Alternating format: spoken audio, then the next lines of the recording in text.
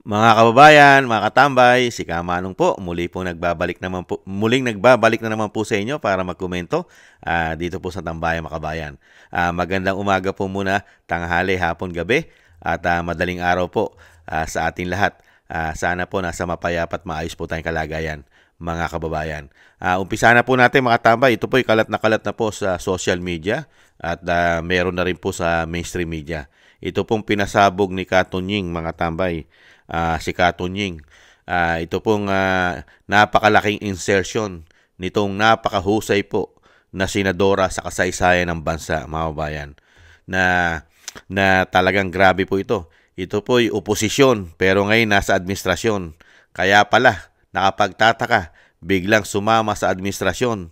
Yung pala ay magkakaroon po pala ng ganitong insertion.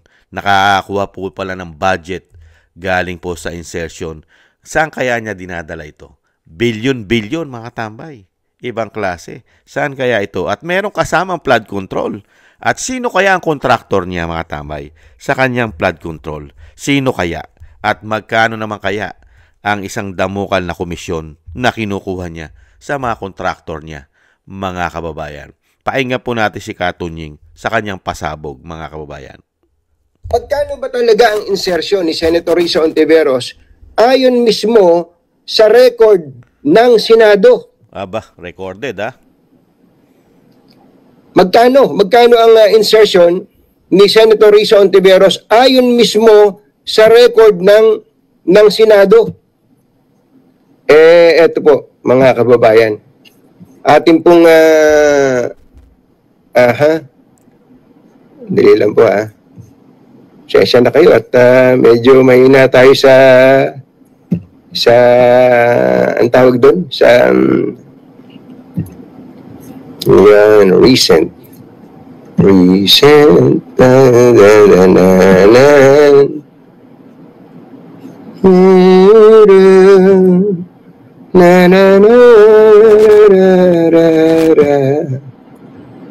eto yun.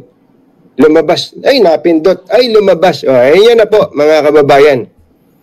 So, yan po yung ilan sa mga insertions o amendment ni Senator Risa Hontiveros ayon mismo sa record ng Senado. Ano po? Ayan po. Yan po ay ang total po, pag nakita ninyo, mga kababayan, ay andito, nakikita niyo po ba to? Yan, ito itong iniikutan ko na yan, 3,035,800,000. Tapos, andyan po yung mga project. Andyan po yung project. Construction of multipurpose, ayan po sa Tondo. Construction of multipurpose, District 5, Manila. Construction of road, Barangay Palapad, San Fabian, Pangasinan. Construction of road, Barangay Kasampagan, Laoca. Pero tigil muna ako dito. Tatanungin muna natin ang opisina ni Senator Risa Hontiveros. Baka kasi hindi alam ni Senator Risa Hontiveros to Itinatanggi po ba nyo na sa inyo ito?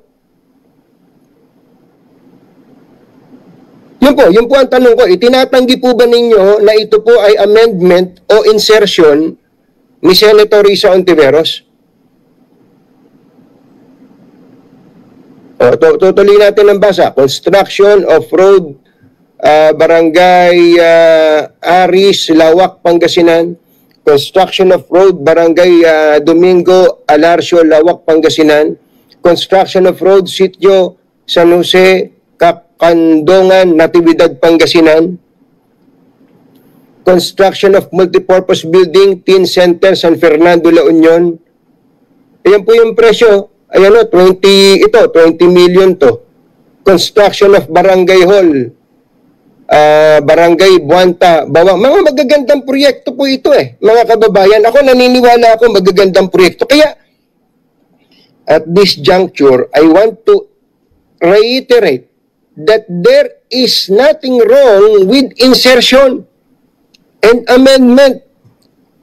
Kaya huwag kayong masyadong defensive. Wala pong masama dyan. Lalo na nga kung in-implement ng tama yung proyekto. Ano ba problema doon? Atuloy natin. Construction of Barangay Hall, Barangay Bawanta, La Union. Construction of City Pavilion for 1 Bonuan, Dagupan City, Pangasinan. Phase 3, 30 million. Construction of Multipurpose Building, Agri-Aqua Building. Ang gaganda po nitong project na to. Into Training Center, Lingayen, Pangasinan, 25 million. Construction of Multipurpose Building, Training Center, Barangay Bicol Norte, Bayambang, Pangasinan, 20 million. Construction of Oben Saban Road at Barangay Gubkok, Tabuk, Kalinga, 25 million. Construction of road, Barangay Kabarutan, Kawayan, Isabela, 10 million. Concreting of road, Barangay Babaran, Itiaga, Isabela, 10 million. Construction of road, Barangay Garit Sur, Itiaga, Isabela, 10 million. Ito, flood control tong susunod. Construction of Sinili Flood Control Structure Section 3 at Barangay Sinili, Santiago City, Isabela, 100 million. O, yan po ay first page pa lang. Alis ka nga muna dyan, first page. Alisin ko lang tong first page na to. First page. Page 1. Aalisin ko na po muna ha. Pagkano ba talaga ang insertion ni Senator Risa Hontiveros? Ayon mismo, napakarami po niyang hinahawakan na insertion, mga tambay, sa kanyang budget, mga kabayan. Magaganda po yung sinabi ni Katunjing. Tama po yun eh. Magaganda po yung mga proyekto. Ngayon po kasi, ang issue po sa gobyerno, hindi naman po yung magagandang proyekto eh. Magkano po kinikita? Ang usapin po ngayon, tama po ba yung proyekto? Wala po bang kumita? Katulad ng flood control sa Isabela. At napakaraming karsadang ginawa at multipurpose hall. Di ba? Barangay hall. Mga barangay road. At ito po ay hindi bababa sa 3 billion mahigit. 3 billion mahigit po ang nahawakan ni Risa Hontiveros, ni Kaayo. Ang tanong po natin kay Kaayo, magkano naman kaya ang nakomisyon ni Kaayo sa 3 billion mahigit na nahawakan niya na insertion sa mga sinasabi niyang nababudgetan niyang mga proyekto ng gobyerno? Kaayo. At alam naman natin si Kaayo, mga tambay, itong si Kaayo ay pinaputok din po ni Senadora Cynthia Villar na si Kaayo ay nangungumisyon din daw po sa mga kondominium, sa mga pabahay proyekto ng gobyerno. Si Kaayo. Totoo kaya yan? At si Kaayo po ay may issue din po na nagbabayad daw po umano para pabagsakin ang mga Duterte at si Kibuloy noong mga panahon na pinabagsak si Kibuloy at idinadawit po ang pamilya Duterte. Nagbabayad ng milyong-milyon sa mga tanim witness at may lumabas pa nga, di po ba umano? Lumabas pa si alias Rene. At dinimanda pa nga si alias Rene dahil nagsisinungaling daw si alias Rene. At dinimanda rin po ang mga vlogger, mga kabayan, dahil nagsisinungaling daw si alias Rene. At nagpapakalat daw po ng fake news. Fake news po ba lahat ang lumalabas kay Kaayo? At may issue din po si Kaayo sa PhilHealth na hindi pa nabubuksan. Napakalaking issue rin ni Kaayo. Bilyon-bilyon ang issue ni Kaayo sa PhilHealth, mga kabayan. Nakita nyo po yung mga issue ni Kaayo, mga kababayan? Bilyon-bilyong issue umano sa PhilHealth ni Kaayo at mayroon pa siyang issue ng mga nangungumisyon ayon niya kay Senadora Cynthia Villar. Si dating Senadora Cynthia Villar na nagpasabog niyan. Nangungumisyon si Kaayo sa mga proyekto, mga housing, pabahay, si Kaayo. Totoo kaya yan? At syempre kay alias Rene. Hindi kaya. At ngayon, recorded po sa Senado ang mga resibo o sinasabing naka-upload. Naka-upload po ito sa Senado. Ang mga nakuha niya na insertion, mga bayan, mga budget na ubod na laki. Nakita niyo po, samantalang sa Vice President, wala 700 million to 900 million. Gigil na gigil sila. Laking-laki sila. At gusto pa nilang isiro. At gusto pa nilang bawasan. Nakita nyo po katitindi itong mga senador na ito. Legislative ito. Ano po ba trabaho ng legislative? Di po ba dapat gumagawa at nagbabalangkas ng batas ito? Bakit po humahawak ito na napakalaking pera at insertion para sa mga proyekto ng gobyerno? Trabaho po ba ng legislative yan? Yung mga proyekto? Trabaho po ba ng mga senador na kumuha at makahawak ng bilyong-bilyong piso? Trabaho po ba nila yan? Ang galing, ano? Ang sarap palang maging congressman at senador. Mga bayan, sila nalalagyan po pala ng bilyon-bilyon ng budget nila. Legislative. Napakasarap po pala maging senador. Mga bayan, mas malaki pa pala ang nakukuhang budget. Galing pa sa insertion. Ang isang senadora si Kaayo kaysa sa Vice President. Unbelievable. Pangalawang Pangulo, hindi makakuha ng budget ng bilyon.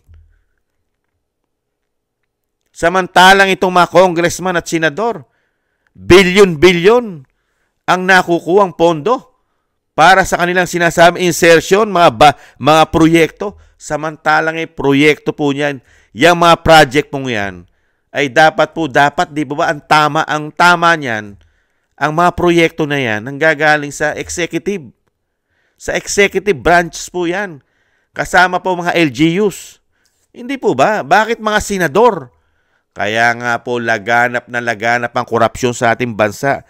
Dahil halos lahat po sila, pati legislative, humahawak po ng isang damukan na pera sa taong bayan, galing sa taong bayan. Napakatalamak pala umano ng korupsyon sa atin. Lahat pala sila halos humahawak ng napakalalaking pera. Maliban lang sa Vice President na ginigipit nila, na nangunguna sa paggawa, mga kababayan. Samantalang ito, mga nagbubutas lang ng upuan sa Senado. Unbelievable. Mga nagbubutas ng upuan sa Senado, pero ang hinahawakang pera, bilyon-bilyon. Kaya nga po napakahirap nung ginawa Napakahirap po nung ginawa ni Senator Lacson na sinasabi ni Sasot Rogandos. Yung ginawa niya na liquidation by certification lamang. Di po ba? Gumawa siya ng liquidation by certification lamang para sa kanila. Napakahirap nilang i-audit dahil liquidation by certification lamang. Nasaan ang mga resibo? Ano kaya ang sasabihin na nito ni Kaayo? Fake news? Ididemanda rin niya kaya si Katunying dahil nagpapakalat ng fake news si Katunying? At yan sinasabi niya na yan ay hindi totoo? At yan ang mga proyekto na yan kung sasabihin naman yan totoo, magaganda yan? Maayos ang proyekto na yan? Magiging maayos lang yan kung lalabas ang mga resibo niyan. Hindi po ba? At ilalabas po ng mga kontraktor ang tamang computation o tamang hinawakan ng mga kontraktor. Lalo-lalo po yung napakalaki. Meron po siyang flood control sa Isabela na hindi bababa sa 100 milyon, mga kababayan. At alam naman natin na mga flood control ngayon ay nasisira dahil sa napakahinang kalidad ng pagkakagawa. Dahil tinipid. Dahil sa dami na nangungumisyon, mga kababayan. Kaya nakakahiya, no? Hiyang-hiya naman tayo dito kay Kaayo. Nakakakuha. Isa siyang senador, isa siyang senadora, nakakakuha ng ganito karaming proyekto sa gobyerno. Legislative. Ibang klase. Tinalo pa ang Vice President. Wala palang silbi ang Vice President sa Pilipinas pagdating sa budget. Tinatalo pa ng congressman at senador ang pondo ng Vice President. Samantalang sila ay legislative. Ibang klase pala. Wala na palang silbi pagdating sa pondo ang isang Vice President. Kung yung budget ng Vice President, tinatalo pa ng budget ng PCO, ibang klaseng gobyerno meron tayo ngayon. Hindi po ba? Totoo po yun. Record po yun. Katulad nung pinaputok po ni Congressman Toby Tiangco. Ano sinasabi niya? Yung party list pa lang, Yung party list pa lang na nagtatago at buhay-hari na sa ibang bansa, si Saldico. Hindi bababa sa 13 billion ang insertion na nakuha niya sa kanyang party list. At puwera pa ron yung kanyang pamangkin na may party list din. Billion din po ang nakuha na insertion doon sa pamangkin niya. Paano pa yung party list na tingog na pag-aari ni Tambaluslos? Magkano naman po ang insertion na nailagay doon? How many billions sa party list ni Tambaluslos? Nakita niyo po, katarantaduhan itong mga walangyang ito. Itong mga demonyong ito, umano. Mga congressman, party list, billion na nakukuha budget, galing sa insertion. Ibang klase, samantalang sa vice president, barya-barya, pinupolitika pa. Itong mga hayop na ito, umano. Itong mga hindot na ito. Hindi po ba? Kaya dapat po dito, baguhin ang sistema eh. Hindi ba? Dapat regob, babaguhin mo ito. Dapat ito, talagang i-abolish ito. Baguhin. Hindi po pwede yan. At ayusin ang batas.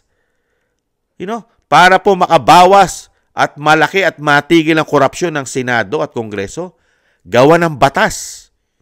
Hindi sila pwedeng humawak ng proyekto at hindi sila pwedeng humawak ng budget. Di po ba? Kailangan ba nila yung budget? Kailangan ba nila ang budget para sa mga infra? Sa mga pagawain? Hawak na ng executive yan? Di po ba? Kaya napakalaki ng korupsyon eh. Uulit-ulitin ko, kaya hindi mawawala ang korupsyon sa ating bansa. Dahil napakaraming magnanakaw. 300 plus ang nasa House of Representatives. 24 ang nasa Senado. Gaano karami ang magnanakaw dyan? At gaano karami ang hihingi ng bilyon-bilyong pondo? Sige nga. Samantalang hindi naman nila pangunahing trabaho yan. Hindi nila trabaho yan. Kaya nga tinatawag na legislative sila eh. Hindi po ba? Kaya lang bakit nagkakaganito ang ating bansa? Dahil sila rin ang gumawa. Sila rin ang nagpapanukala. Sila rin ang gumagawa ng batas para sila ay mabigyan din ng ganito kararaming pera. At mabigyan din sila ng proyekto. Ibang klase itong gobyerno na ito. Pagdating po sa pera, ay gusto po nila ay wala pong gulangan, walang lamangan. Pag nagnanakaw doon sa taas, pag magnanakaw ang presidente, ay magnanakaw na rin sila umano dahil marami rin silang hinahawakan na pera sa taong bayan. Bilyon mga kabayan. Kaya dito po mga kabayan, unti-unti na po. Yung sinasabi nga po natin mga tambay, wala kasing baho na hindi sisingaw. Ang baho po ay mabaho yan, malansa. Mabahong-mabaho po yan. Kahit anong tago po ay lalabas. Nakita naman po natin, yung mga baho ni Kaayo lumalabas. Pero ang pinagtataka lang po natin, bakit nagkakaganito ang ating bansa? Napakarami pong natutuklasan, korupsyon, maanomalya, issue, pero wala pong matibay na mga investigasyon sa kanila. Nananatili pa rin po sila sa kapangyarihan. Anong klaseng bansa meron tayo? Anong klaseng gobyerno meron tayo? Ang mga politikong magnanakaw sa ating bansa ay walang napaparusahan, walang nakukulong, at hindi na ibabalik ang mga ninakaw nila. Ganito kabulok ang sistema ng ating bansa. Ang ating bansa, ang ating hustisya ay para lang po sa mahihirap at walang kapangyarihan. Pero pagka ikaw ay makapangyarihan, mga kabayan, libreng-libre ka sa pagnanakaw. Kahit ubusin mo ang pera ng bayan, hindi ka makukulong. Magiging politiko ka pa ng napakatagal. Nakakalungkot po. Kaya po itong mga tao na ito, mga kabayan, buhay pa, sinusunog na umano. Buhay pa, sinusunog na umano. Dahil sa mga kawalanghyan, katarantaduhan, lalong-lalo sa pagnanakaw ng pera ng bayan. Pag naman si Kaayo ang nagsalita, sasabihin naman niya hindi totoo yan. Malinis siya. Napakalinis sa politiko ni Kaayo, mga kabayan. At sanay na sanay po magdemanda yan, si Kaayo. Kaya mga matambay, yung karma, hindi po talaga nawawala ang karma. Kaya lang sa panahon po kasi ngayon ng binagoong ang Pilipinas, ay malabo pa silang makarma sa panahon ngayon. Dahil protektado pa sila sa taas. Yung kanilang tinitingala, mga kababayan. Protektado pa sila. At syempre, kayang-kaya pa nilang lusutan yan. Dahil ang batas po ng Pilipinas ay lagi pong pumapabor sa mga politiko umano. Hindi po ba? Kaya nakakalungkot po. Mga kababayan, mababalitaan mo lang ng mababalitaan at puputok lang ang baho nila na isang damukal ang pera na hinahawakan nila, na usong-uso po ang napakalalaking komisyon ngayon sa panahon nila. Mula nung pumasok ang 19th Congress, grabe na ang komisyon. Kaya, kaya itong mga politiko na to ay malabo pa sa sabaw ng pusit na hindi nakakakuha ng komisyon. Hindi po ba? Kaya lang nakakalungkot nga po, uulitin ko. Never at napakahirap po na panagutin natin sila. Kung magkabistuhan man ay ang isa lang pong ginagawa ng mga politikong magnanakaw sa ating bansa, ay lumalayas sa ating bansa. Nakakalungkot. At parang libre na sila. Dala-dala ang pera ng bayan at buhay-hari pa sila sa ibang bansa. Kaya nga po talagang grabe po. Grabe nilang pinulitika ang pamilya Duterte. Dahil sila pala ang gagawa ng ubod kalaki ng isyu ng korupsyon. Sila pala. Kaya pala nila pinatapon at pinagkaisahan si dating Pangulong Duterte para pala magawa na nila ang gusto nilang gawin na mga pagnanakaw umano sa ating bansa. Dahil wala na magsasalita at pipigil katulad ni dating Pangulong Duterte. Kaya pala pati interim release at house arrest ni dating Pangulong Duterte ay binatikos pa ni Kaayo. Grabing batikos ni Kaayo. Dahil sobrang linis ni Kaayo. Kaya nakita niyo po ang ugali at pagkatao ni Kaayo ay napakalinis. At hindi yan sumusuporta sa mga kaliwa. Mga kabayan, never sumuporta yan sa mga kaliwa si Kaayo. Hindi po ba? At never din niya pong binatikos ang pamilya Marcos noong mga panahon na hindi ito presidente. At never niya binatikos yung pagpapalibing sa matandang Marcos. Hindi niya binatikos yun. At hindi nila gustong pahukay yon ni Kiko. Silang dalawa ni Kiko ay hindi nila gustong ipahukay at hukayin ulit yon. Kasama po si Kaayo at ang mga dilaw at mga pink at liberal. Di po ba? Ngayon, ano po sila ngayon sa pamilya Marcos, lalo-lalo na sa Pangulo? Hindi ba sila naghihimod ng wet po? Todo sipsip, kaya pala yung mga dating oposisyon ay dumikit sa administrasyon dahil pala sa malalaking insertion. Hindi kaya, mga kababayan? Maraming salamat po sa nagusto po ng ating Tambayang Makabayan sa YouTube at TikTok. At ganoon din po sa mga subscribers po natin. Maraming salamat po. At maraming salamat din po sa mga nagbibigay po ng tulong at biyaya sa inyong lingkod. Shoutout po sa inyong lahat. At thank you rin po sa mga nagko-comment, like, share, and subscribe. Thank you po.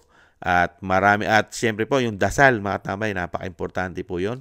Sama po natin sa ating mga dasal na maingatan po ang pamilya Duterte, ang ating Vice President, ang dating Pangulong Duterte ay madugtungan pa po ang kanyang buhay at kalakasan at makabalik po sa lalong mabilis sa ating bansa. Maraming salamat po sa mga dasal, mga kababayan. At ganun din po, mga kababayan, tayo po'y magdasal at nang tayo po'y maingatan at ang ating buong sambayanan. Thank you po. Happy weekends po. Sa muli, paalam. Bye-bye.